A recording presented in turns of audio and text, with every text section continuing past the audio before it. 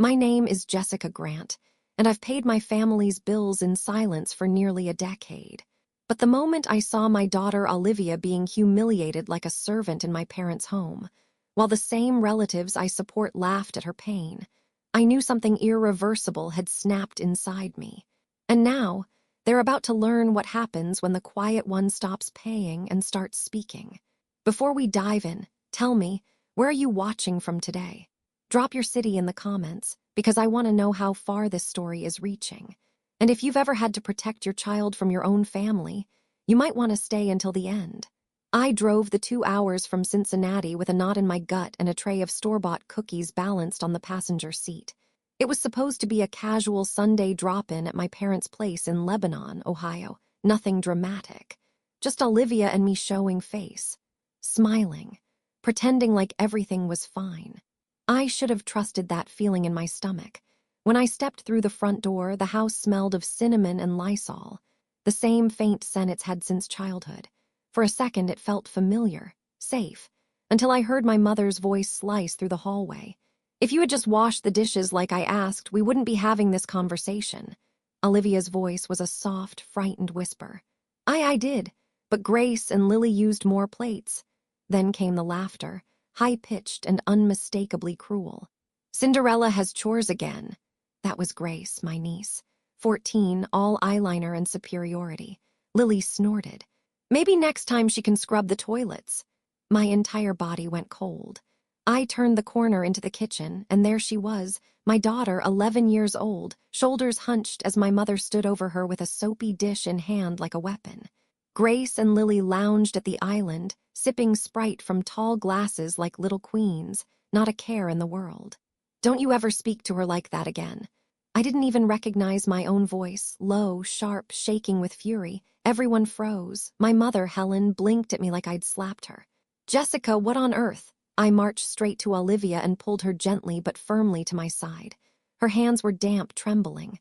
Her eyes darted nervously, unsure if she'd done something wrong. You okay, baby? I whispered. She nodded, barely. What is going on here? I turned to face them all. Why is my daughter doing the dishes while your daughters sit here mocking her?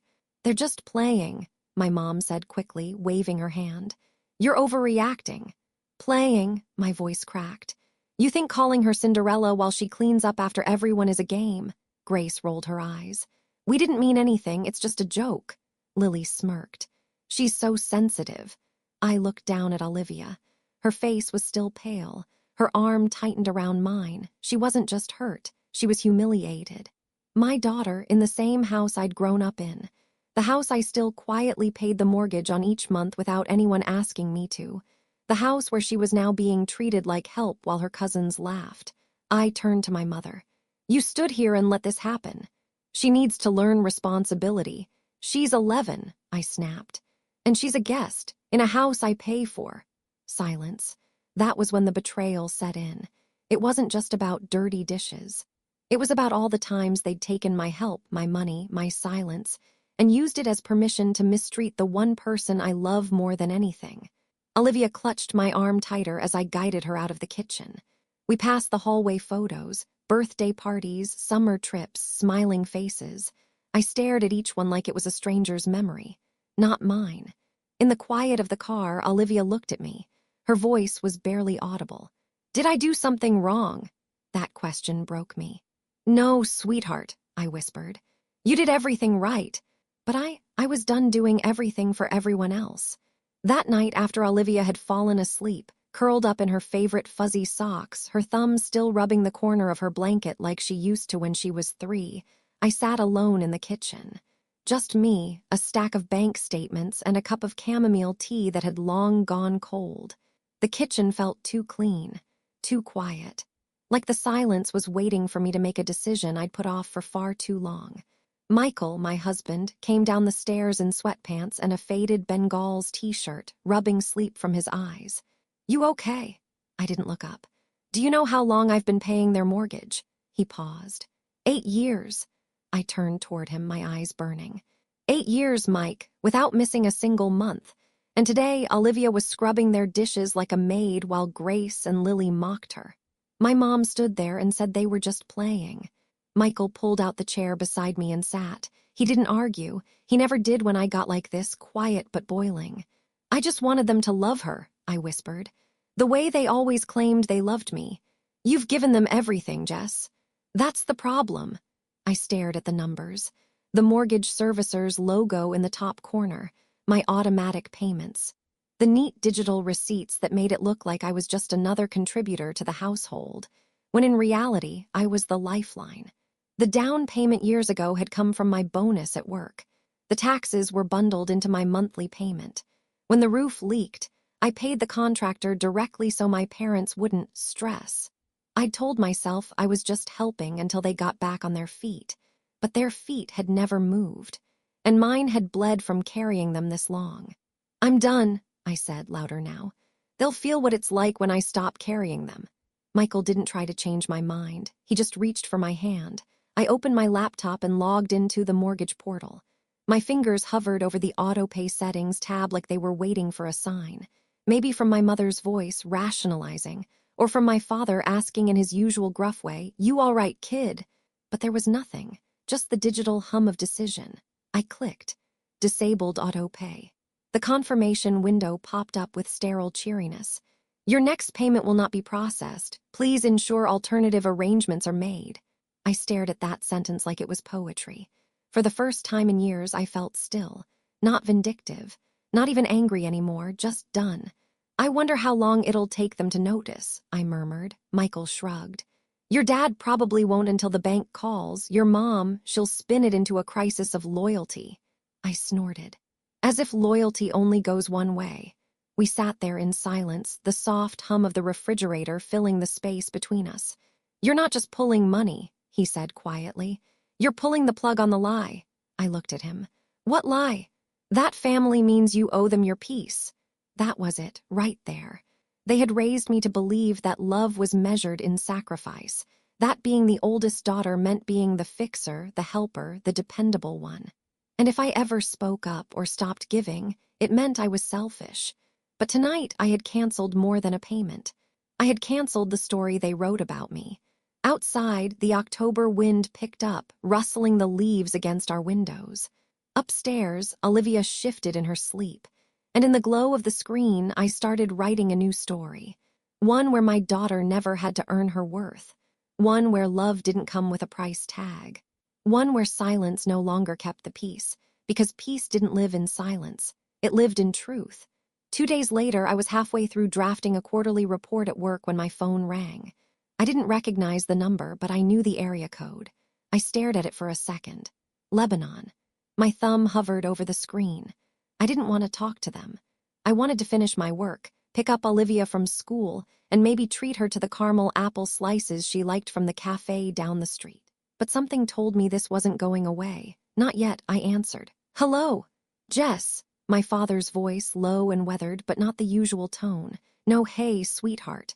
No attempt at casual, just my name like a question he didn't want the answer to. Hi, Dad. There was a pause on the line, filled with the sound of a deep exhale. He cleared his throat. The bank called something about a missed payment. I said nothing. They said they tried the auto pay and it bounced back. I told them there must be a mistake, that my daughter handles that. Another long pause. Jess, did something happen? His voice cracked slightly on the last word. I imagined him standing in the kitchen, staring out the same window I had as a kid, the one that faced the cornfields. Maybe Mom was in the background, trying to eavesdrop, pretending not to. I turned back to my computer screen. The spreadsheet's blinking cursor waited like a ticking clock. The payment stopped, Dad, I said quietly. Just like my tolerance. The line went dead silent. No stammering, no protests, just breathing. He finally started, then stopped. Your mother said I cut him off. She let them mock Olivia, and then she told me they were just playing like it was nothing. She never means it, Dad, that's the pattern. I stood and walked to the window, my heels echoing softly across the tile floor. Outside, people bustled in and out of offices, heads down, living their lives. I wondered how many of them were also paying for someone else's comfort while swallowing their own rage. I never asked you to cover that mortgage, he said finally, like that absolved him.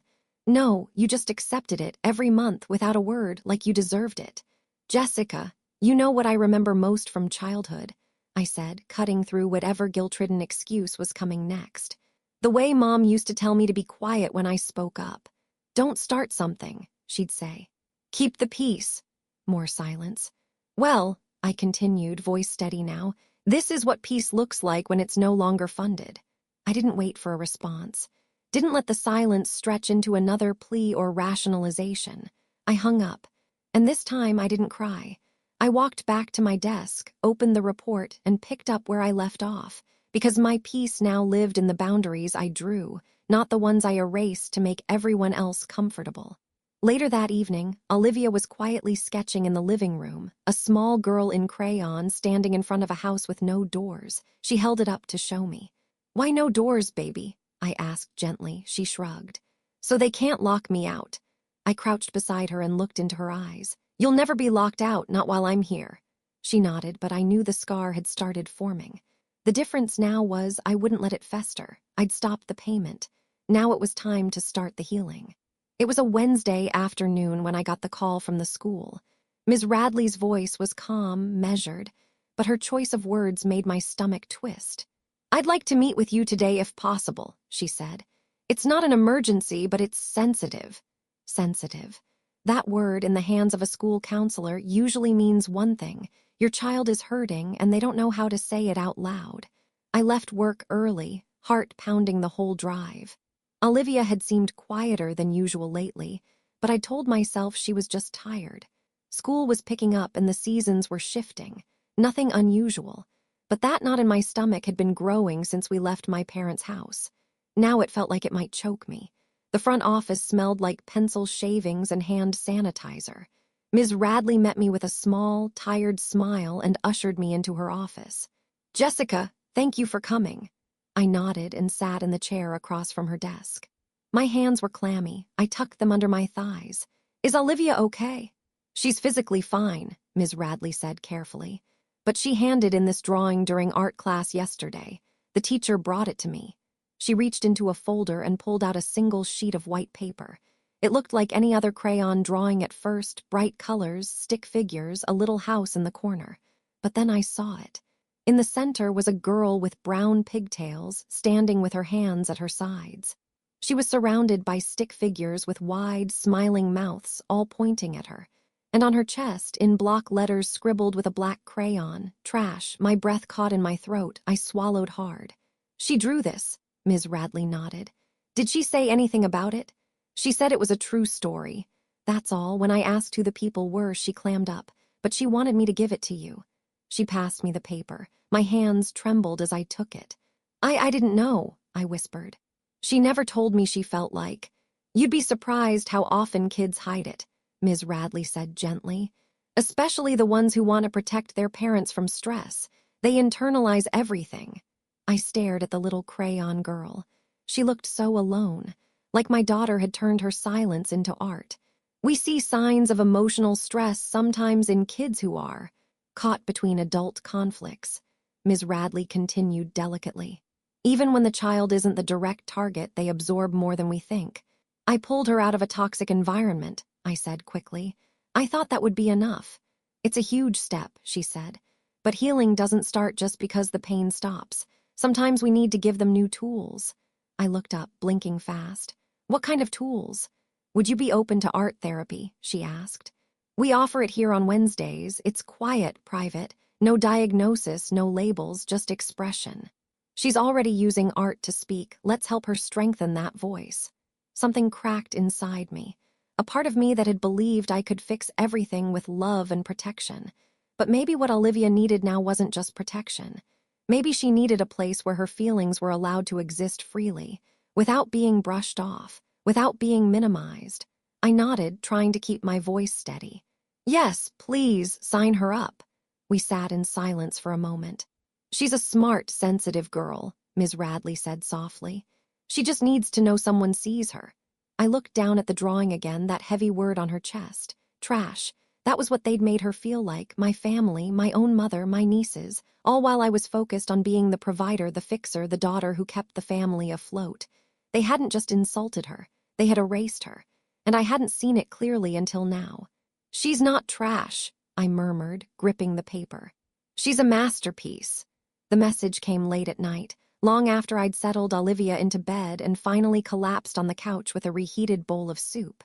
Thomas, proud of you. That was it, 3 words, no punctuation, no follow-up.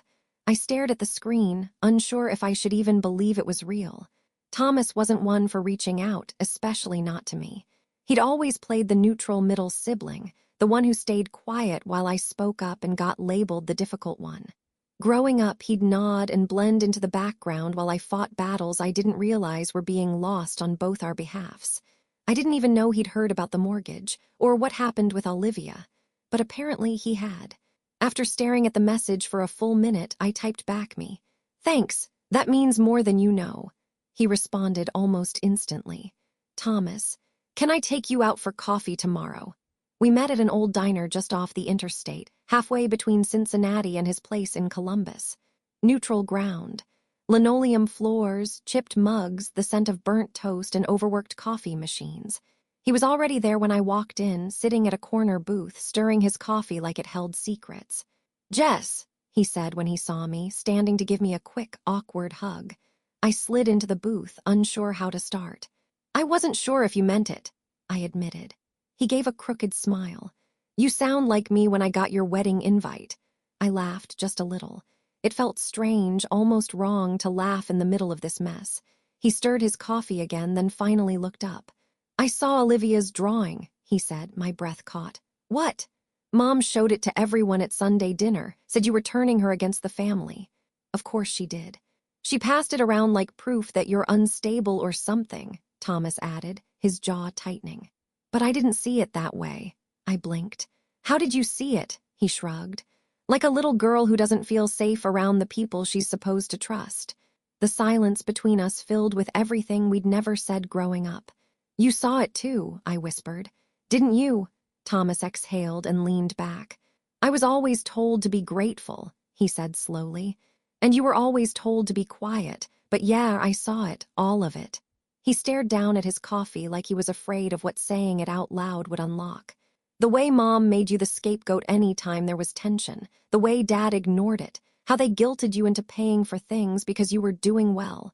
I saw it, I just didn't know how to help."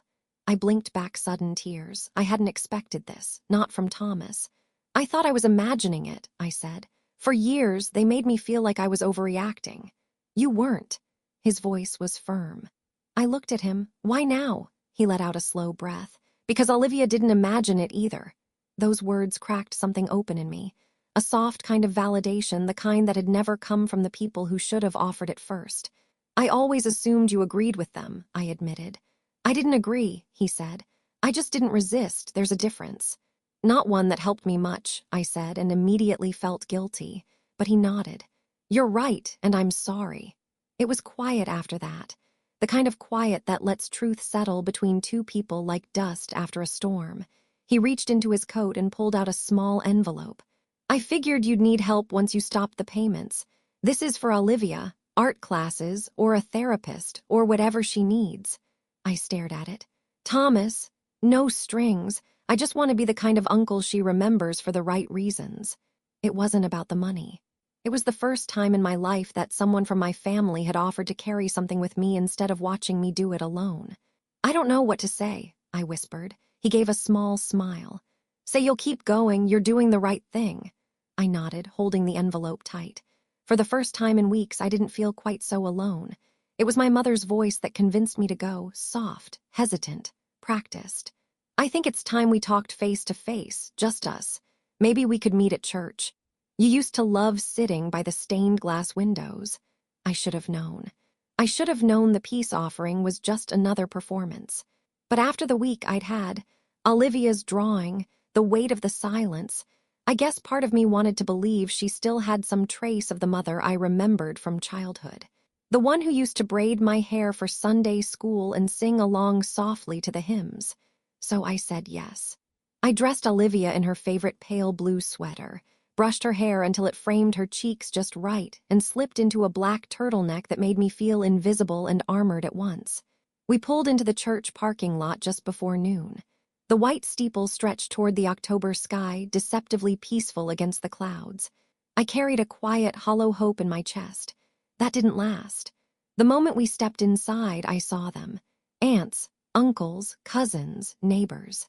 Even the pastor, Pastor Ray, standing off to the side like a well-meaning referee in a match he didn't understand. My mother was already in tears before I could say a word. "Oh, Jessica," she cried, rushing to hug me. "I'm so glad you came. We've all been so worried about you." Olivia gripped my hand tighter. I looked around the chapel, our chapel. The place I'd sung in the kids' choir, where I'd read scripture in high school, where I'd once lit candles on Christmas Eve with reverence in my bones. Now it felt like a courtroom. "What is this?" I asked quietly. My cousin Denise stepped forward, face tight. "We thought maybe an intervention would help. You've been acting different." "Withdrawn," added Aunt Marie. "Cold." Pastor Ray approached gently. "Jessica, sometimes the enemy isolates us when we're hurting. We just want to support you back into the fold." The fold? I scanned the room. Not a single person here had called when Olivia was sobbing into my arms after that day at Grandma's. No one checked on us when my name stopped showing up in the mortgage ledger. And now they were all here, teary, somber, ready to spiritually sanitize what was actually just control. Olivia moved behind me, half hiding her face. My mother stepped in front of the pews, wiping at her eyes. "She's tearing the family apart," she said, her voice trembling. "She stopped calling. She won't even let Olivia come visit us. We've always loved her, but she's pushing us away." There it was, the spin. Not what they did, but what I failed to keep tolerating. I took a slow breath, my heart pounding. "You're all here because I stopped paying," I said clearly, my voice echoing in the chapel. "Not because I stopped caring." A few people looked away. A ripple moved through the crowd, discomfort, realization, maybe shame. But most of them just stared, waiting for me to break. I didn't. I reached for Olivia's hand and walked slowly toward the front, each step a silent vow to never be erased again. "I have been holding this family up for years," I continued, looking directly at my mother. "Financially, emotionally, silently, and not once did anyone ask how I was doing." "Jessica," she whispered, "that's not fair." "Isn't it?" I asked, my voice tightening. "Is it fair to watch your granddaughter be bullied and say it's just playing? Is it fair to let her feel like she doesn't belong in a house I pay for?" "Don't make this about Olivia," my aunt snapped. "She's a child. She's resilient." I turned to face the pews. "She's a child, which is exactly why I won't let her grow up thinking love comes with conditions or that she has to be quiet to be accepted." I looked down at Olivia, whose eyes were locked on mine, wide but steady. "You're not invisible," I whispered to her. "Not anymore." She blinked up at me, and then slowly reached out and held my hand higher in hers like she was raising it in victory. The room was silent. No one moved. And for the first time, I realized I wasn't afraid of their judgment anymore. Because it wasn't truth. It was noise. And I was done being quiet. I didn't plan to speak again. I thought I'd said enough. That my silence after walking out of that ambush would be my answer. But somewhere between the echo of the chapel doors closing and the warmth of Olivia's fingers still tucked into mine, I realized something. They weren't just misinformed. They were comfortable in their delusion. And if there was one thing I couldn't allow anymore, it was comfort at my expense. So the next Sunday we came back. This time I didn't dress in armor. I wore white. A plain blouse, simple pants, no makeup. I wanted nothing to distract from the truth. Michael came with me, standing quietly by my side as we set up the small projector in the community hall behind the church. Pastor Ray had reluctantly given us permission. "If you think it will help the healing." And while he avoided eye contact, he didn't stop me. By 10 a.m., the room was filling with familiar faces. The same aunts and cousins who had nodded in judgment just days earlier. The same old friends who'd known me since vacation Bible school, now whispering behind hands as Olivia sat cross-legged by the wall, coloring quietly. They came expecting a breakdown. They got a reckoning. I stepped forward and tapped the remote in my hand. The screen lit up behind me with a familiar logo, our family's mortgage servicer. The first slide showed 8 years' worth of receipts. Every month, every dollar. "My parents haven't made a mortgage payment since 2015, I began, voice steady. "I have." A few gasps scattered across the room. My cousin Denise turned red. Aunt Marie shifted uncomfortably. The next slide showed Venmo transactions, tax records, emails with service providers, payments for roof repairs, plumbing issues, emergency winter heating. Every time something broke, I fixed it, not because I was asked, but because I believed that family helped each other. Then I clicked to the emails, screenshots of my mother forwarding utility bills with subject lines like "Need you again." And one more time, I promise. The screen flickered to bank transfers labeled college fund draw, not for Olivia, but for Grace's cheer trips, Lily's summer camps. "You all applauded my silence while I paid your bills," I said, letting the weight of it settle. "And the moment I spoke up, really spoke up, you called me divisive." More shifting, whispers. A few eyes dropped to the floor. I clicked again. On the screen appeared the drawing, Olivia's, the stick figure girl, the word trash. I didn't say anything for a moment. Just let it hang there, raw and honest. She drew this the day after my mother scolded her over dishes Grace and Lily left behind, while they laughed and called her Cinderella. A few gasps turned to murmurs. "She's 11, I said. "She's a child, and she was treated like a nuisance in a home I paid for, while the rest of you said nothing." Pastor Ray cleared his throat, but I met his gaze and held it. "I don't owe you comfort anymore," I said. "I don't owe you my silence, or my money, or my daughter's dignity." The screen went dark behind me. Olivia looked up from her coloring, her eyes shining. Not with tears, but with something fiercer, pride. I stepped back and stood beside her. "This is the last time I explain myself," I finished. "If you didn't see me before, see me now." No one clapped. No one had to. The silence spoke for them. Some faces were red, some pale. A few slipped out quietly, unable to meet my eyes, and that was fine, because I wasn't here for them anymore. I was here for the little girl who now stood beside me, chin lifted high, fingers curled around mine like she never wanted to let go. It started with glitter.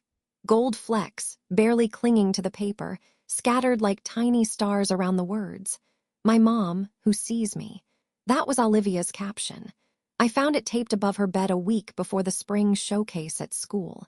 The art teacher had encouraged the kids to submit pieces that reflected someone who made them feel brave. I hadn't even known she was working on something. Olivia had been quieter since the church confrontation, but not in a broken way, more reflective, centered, like the storm inside her had finally found solid ground. "What's this?" I asked when I spotted the painting. She shrugged, chewing her bottom lip. "It's for the contest." I studied the brushstrokes. Bright, swirling colors, almost chaotic, but filled with movement and joy. At the center was a tall figure with dark hair, I assumed, standing beside a smaller girl with her arms raised high. All around them were other figures, blurred and faceless, pushed to the background like shadows. I reached out, touching the dried paint with my fingertips. "It's beautiful," I whispered. Olivia didn't say anything, but she didn't look away either. The night of the showcase, the school gym was transformed, rows of folding chairs, string lights, paper lanterns. Every wall was lined with the students' art, labeled and proud. I wasn't expecting much. I just wanted Olivia to feel seen, supported. She clutched my hand tightly as we walked through the crowd. A few parents glanced our way, recognizing me from the church or maybe from whispers they'd heard since. But no one said a word. Then we reached the center wall, and there it was. Her painting, framed in construction paper with a blue ribbon pinned to the corner. First place. Next to it, a handwritten card from Ms. Radley. "Bravery comes in all forms. Sometimes it looks like this." I blinked, my throat suddenly thick. Olivia stood perfectly still, staring at the ribbon. "You won," I whispered, my voice cracking. She looked up at me, eyes wide. "I didn't think they'd pick it." Before I could respond, a teacher nearby called out gently, "Are you Olivia Grant?" Olivia nodded. "We were hoping to meet you. Your painting, it touched a lot of people." She gestured to a small group of faculty and parents. One held a phone, open to a social media post. I stepped closer and read the caption. "When a child sees herself through her mother's eyes, everything changes. See your kids." Beneath it was a photo of Olivia's painting. And below that, comments, dozens, then hundreds. This gave me chills. "We need more moms like this. Tell Olivia she's amazing." I showed this to my daughter and she cried. My heart clenched. "She posted it this morning," the teacher explained, glancing at her colleague. "It's already got over 20,000 shares." I stared at the screen in disbelief. Olivia's little expression of truth had become something much bigger, more than just art. It was a signal flare, a ripple that had touched people we'd never even met. Olivia looked up at me, her voice soft but sure. People saw it. They did, I said. They see you. And in a way, they saw me too. I was slicing strawberries for Olivia's lunch when the doorbell rang. It was the kind of morning that felt almost ordinary, sunlight spilling across the kitchen floor, the hum of the dishwasher in the background, the smell of toast just starting to burn. But when I opened the door, everything stopped. A man in a collared shirt and clipboard gave a tight, practiced smile. "Jessica Grant?" "Yes." He handed me a thick envelope. "You've been served." The door closed behind me before I even realized I hadn't said thank you. I stood there in the hallway, heart thudding against my ribs, staring at the packet like it might catch fire in my hands. It was real, legal, official. Plaintiff, Linda M. Rowe. Defendant, Jessica E. Grant. Claim, defamation of character, emotional distress. Linda, my sister. Not once in my wildest projections of how far this could go did I imagine it would be her, smiling her tight, polished smile across a courtroom. But there it was, black ink on heavy paper. I sat at the kitchen table and read the first few pages with shaking hands. According to Linda, my false accusations and public humiliation during the church intervention had caused her significant psychological suffering and irreparably damaged her community standing. She claimed my unauthorized presentation of financial records created a hostile environment and perpetuated intentional harm. Michael found me there 10 minutes later, hunched over the table, the papers spread like a crime scene. He took one look and cursed it under his breath. "You've got to be kidding me." "She's serious," I murmured. "She's suing me." He pulled out a chair. "On what planet does she think?" "She thinks silence was her shield," I said. "And now that I've spoken, she's trying to punish me for it." He sat across from me, hands folded. "We'll call a lawyer, we'll handle it."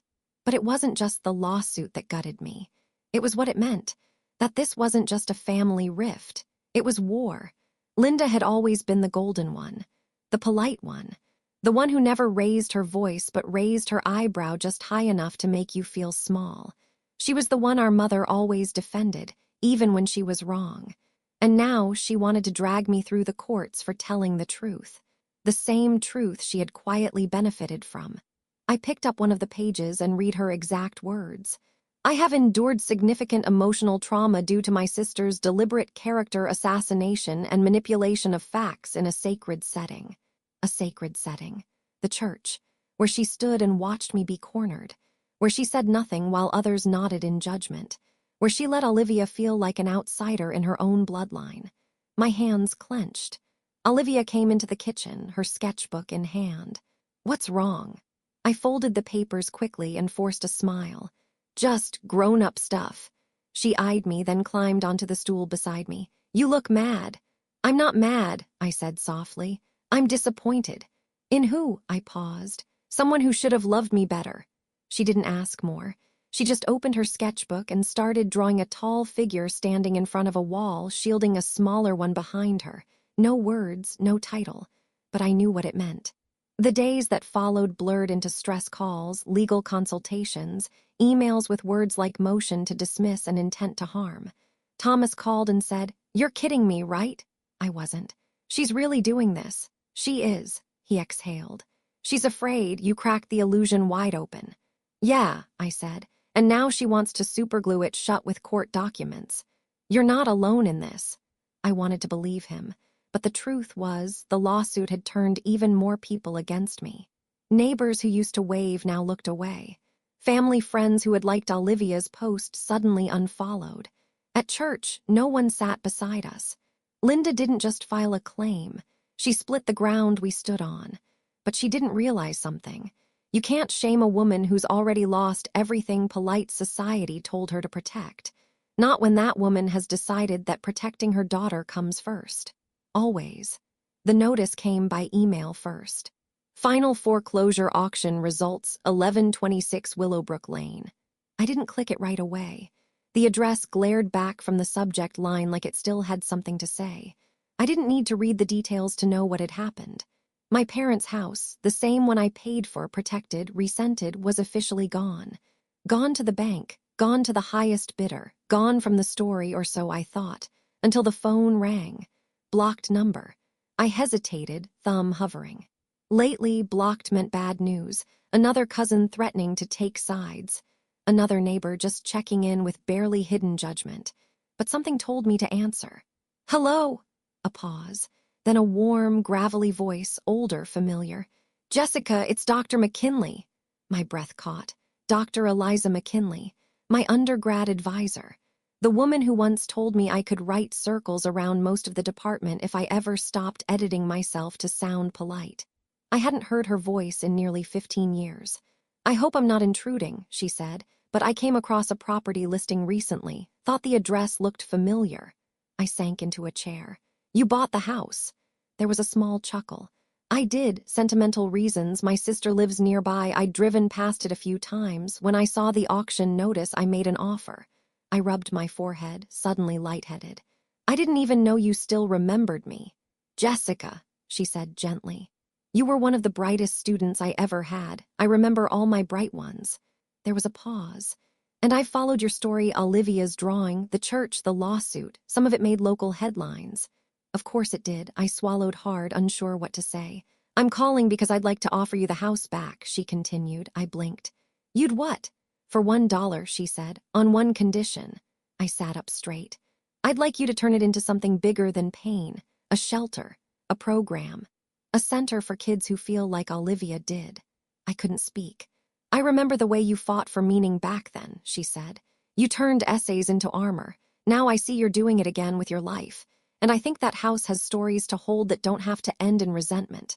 I was quiet for a long time. Then I asked, barely above a whisper, why me? Because you're the only one who's been brave enough to burn it down and build again. That weekend, I drove alone to Willowbrook Lane. The house looked smaller than I remembered. The grass was longer, unkempt. One of the shutters was hanging loose, and a child's broken tricycle lay overturned in the front yard.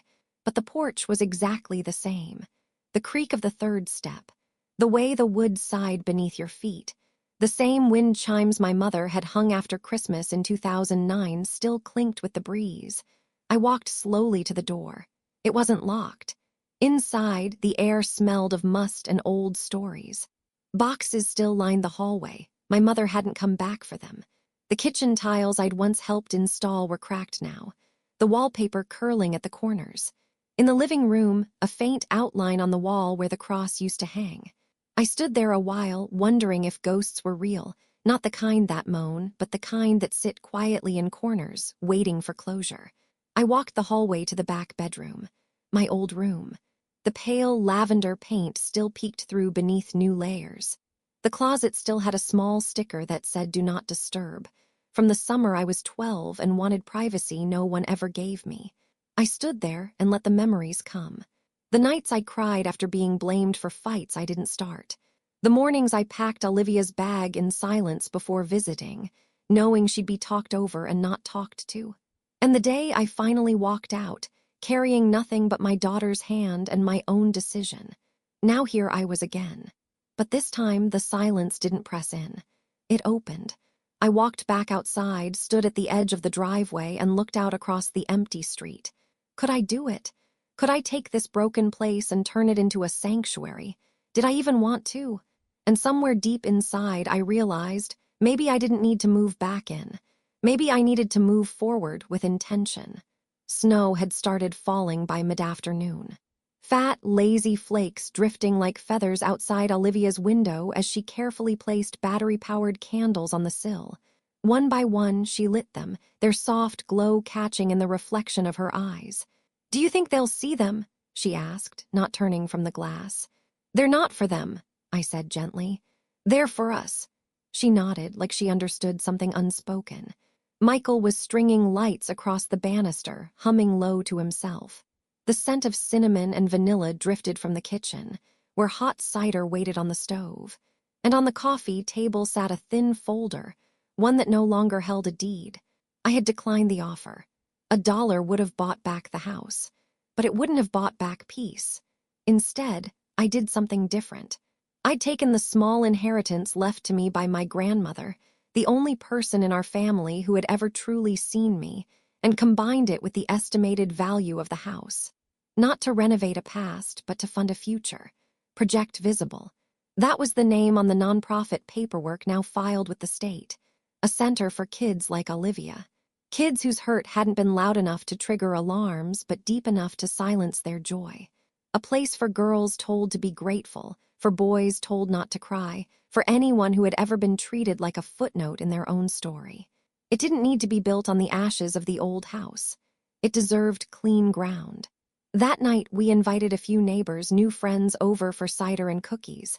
Olivia gave a small speech beside the fireplace, holding her ribbon-winning painting in hand. "This is my mom," she said proudly, pointing to the tall figure in gold. "She sees me." There was a pause, then warm applause, not pity, not politeness, respect. She blushed and sat down beside me, her head on my shoulder. For the first time in months, I felt my heart beat slow. Then another knock at the door. I frowned. We weren't expecting anyone else. Michael answered. And there he was, my father, Joe, standing on the porch, snow clinging to the sleeves of his coat. He looked smaller than I remembered, or maybe I just looked at him differently now. "Hey," he said softly, "didn't want to come empty-handed." He held out a plate of my mother's ginger cookies. I didn't move at first, just watched him. "Is she with you?" I asked. He shook his head. "She doesn't know I'm here." That told me everything. I stepped outside, pulling the door gently behind me. The cold bit at my cheeks. "I saw the news," he said. "About the center, the article online. That's good work, Jess." I nodded. He looked down at the plate. "She still doesn't understand, but I'd like to." I swallowed hard. "I don't need you to fix it," I said. "It's too late for that." "I know," he said, "but I was hoping maybe I could meet her, really meet her. Olivia." I turned back toward the warm light inside. Olivia was watching us through the window, her little hand pressed to the glass. Slowly, she opened the door and stepped out, still barefoot in her fuzzy socks. She walked up to my father and looked up at him carefully. He crouched, the plate still in his hand. "I'm your grandpa," he said quietly. "If you'll let me be." Olivia glanced at me. I didn't say yes. I didn't say no. I just nodded once. She held out her hand, and he took it. The snow kept falling, silent and clean, as if the night itself had decided to make room for something soft. Something like truce, or maybe like hope. The check came on a rainy Tuesday morning, folded inside a plain envelope with no return address, tucked among bills and junk mail, almost easy to overlook. At first, I thought it was another legal notice. My heart jumped the way it always did lately when envelopes felt heavy. But when I opened it, a handwritten note fell out. "For Project Visible, your daughter reminded me of my own. Keep doing what you're doing." A friend. The check was made out for $10,000. I stared at it for a long time. Long enough for the coffee to go cold in my cup, long enough for Olivia to come down the stairs and ask, "Are you okay?" I nodded slowly, showing her the note. Her eyes lit up. "Someone believed in us." "They did," I whispered. "They really did." The donation allowed us to rent a small commercial space on the edge of the historic district. Brick walls, tall windows, and just enough room for a workshop area, a quiet reading corner, and a small art studio. It wasn't fancy, but it was real, and it was ours. We painted the walls ourselves, soft greens and golds, Olivia's idea. "They're colors that don't make you feel like you're being watched," she explained. Thomas drove down every Saturday to help hang frames, build shelves, patch wiring. He'd officially joined as treasurer and called it penance, but I knew it was something more. He was starting to show up in ways that counted. He even brought his 2 boys one weekend, and I watched them sit cross-legged with Olivia on the floor, trading colored pencils and laughing about nothing. It was the sound of generational shifts. No performance, no expectation, just peace. One afternoon, Olivia came home with a flyer in her backpack. "Art camp for young creatives." She handed it to me like it might break. "It's in the next town over," she said quickly. "Ms. Radley thinks I should apply. They do exhibitions and stuff, but it's overnight for 2 weeks." I looked at the paper, then at her face. She was nervous, not because she didn't want to go, but because she was scared I might still be scared. That something bad might happen again if she stepped outside the world we'd rebuilt. I brushed her hair back gently. "I think you should," I said. "You're ready." Her eyes widened. Really? You have something to say, and people who want to hear it, go show them. She threw her arms around me, holding tight. Later that night, I watched her pack, meticulous, focused, no hesitation. I remembered the Olivia from just months ago, shoulders hunched, voice small, always glancing sideways like she didn't want to take up space. That girl was still inside her. But now she shared a body with someone new, someone brave. On Sunday mornings, I started walking the garden path behind the center. It wound between old trees and a little koi pond someone had abandoned years ago. Sometimes I took coffee with me, sometimes a notebook, sometimes nothing at all. I walked slowly, breathing in the quiet, thinking about how this life used to feel like a trap I couldn't name. And now, somehow, it felt like my own. I wasn't healed, but I was healing. And that mattered more than anything. Because I was finally writing a story I didn't want to escape from. And Olivia, she was beginning hers. The robe was crimson, the cap too big. She kept adjusting it in the mirror, laughing as the tassel fell into her eyes again and again. I stood at the doorway, hands tucked into the sleeves of my cardigan, just watching. "Is it weird that I'm nervous?" Olivia asked, turning to me. "No," I said softly. "It means it matters." She smiled, then held out a bobby pin. "Help." I stepped forward, tucking the cap into place, smoothing the corners like I used to do with her hair before bedtime. "I remember when you couldn't even say your name out loud at school," I whispered. She met my eyes in the mirror. "And now I'm giving a speech." We both laughed, the kind that carries pride in its bones. The auditorium was packed. Fold-out chairs, cell phones ready, proud parents dabbing at eyes with tissues they'd pretended they didn't need. Michael sat beside me, Thomas on the other side, his boys now taller than me. Even Joe was there, quietly holding a small bouquet of white daisies. We weren't the family in the center row with matching shirts and booming applause. But we were there, and that meant everything. Olivia walked across the stage with her shoulders back and her head high. When her name was called, I felt something in me tighten, then release. Not because she was leaving childhood behind, but because I finally knew she was doing it without the weight I had carried. She accepted her diploma, took the mic, and spoke clearly. "I used to think being seen meant being in trouble," she said.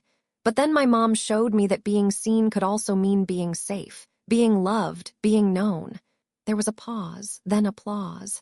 And somewhere in the blur of it all, she looked right at me, just for a second, as if to say, "We did it." Later in the parking lot, as we hugged and took photos, she reached into her robe pocket and pulled out a folded piece of paper. "This is for you," she said, pressing it into my hand. Inside was a note. "For the nights you stayed up. For the mornings you didn't cry even when I did. For teaching me that silence isn't strength and that love should never hurt. This diploma is yours too. Love, Olivia." I didn't speak. I just pulled her into my arms and held her like I had that day in the hallway all those years ago, when her hands trembled and I yanked her away and everything changed. Except now, she wasn't trembling. She was standing. She was shining, and I was finally, deeply, completely at peace.